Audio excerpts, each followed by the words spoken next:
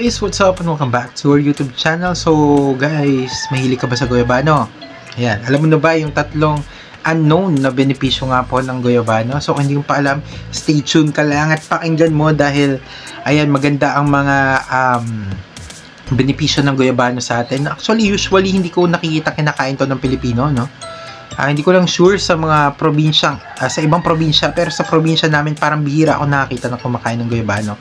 Pero ano nga ba yung tatlong unpopular na or unknown benefits ng guyabano? So without further ado, mag-comment, mag-like, and mag-subscribe ka muna po, and hit mo na po yung notification bell para ma-updated po kayo sa lahat ng ating mga videos. Ayan, simula ngayon. Huy!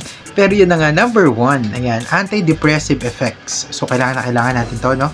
Especially maraming mga nag-express na alam niyo, nararamdaman nila yung depression ngayon. Sabi dito, guyabano has antidepressive properties attributed to its alkaloids. Ayan, such as anonine. Hey, ano daw? Pero yun na nga, sabi pa dito, luciferin and acimilobin. Ayan. These compounds are believed to have antidepressive effects, making guyabano daw beneficial in fighting depression. Incorporating guyabano into one's diet may help in managing depressive symptoms naturally. Again guys, ulitin ko, naturally. So ito po ay nakuha po natin sa newsfeed.ph.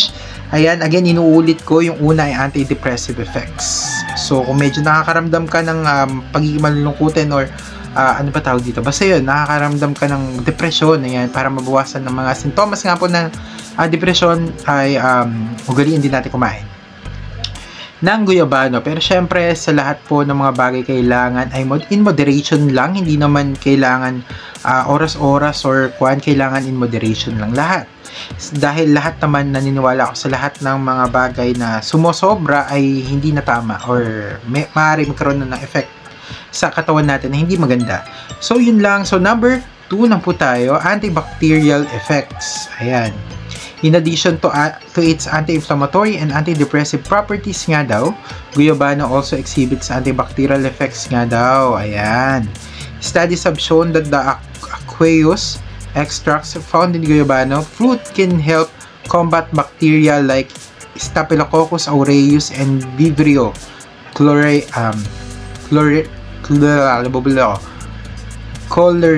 ayan, or cholera siguro to. Ayan, these antibacterial properties add to the potential benefits of guyabano daw, o di ba? Antibacterial effects. So yun na nga. Actually, marami na tayong na video dito or nagawa na video na antibacterial, pero syempre may mga specific din ng mga binabanggit katulad nga ng mga nabanggit ko kanina. Ayan, ay such as Staphylococcus, ayan, aureus, mga ganun. So, ang kailangan pala natin kainin ay guyabano. So, kung mahilig kayo sa guyabano, good for you. Ayan, and kung hindi ka pa mahilig sa guyabano, baka naman pag-isipan mo na rin na kumain-kain din naman ng guyabano in moderation. Inulit ko, in moderation lang. So, number 3, ayan, prevents ulcers. Aray ko. Ayan, meron ako niyan ulcer. Sabi nito, guyabano has properties that help prevent ulcers, ayan, which are painful sores that can develop in the esophagus, stomach lining, and small intestine. Studies have indicated that graviola, another name for guyabano, ayan, graviola, contains properties that contribute to preventing the formation of ulcers nga daw. This preventive effect on ulcers showcase another health benefit of consuming guyabano.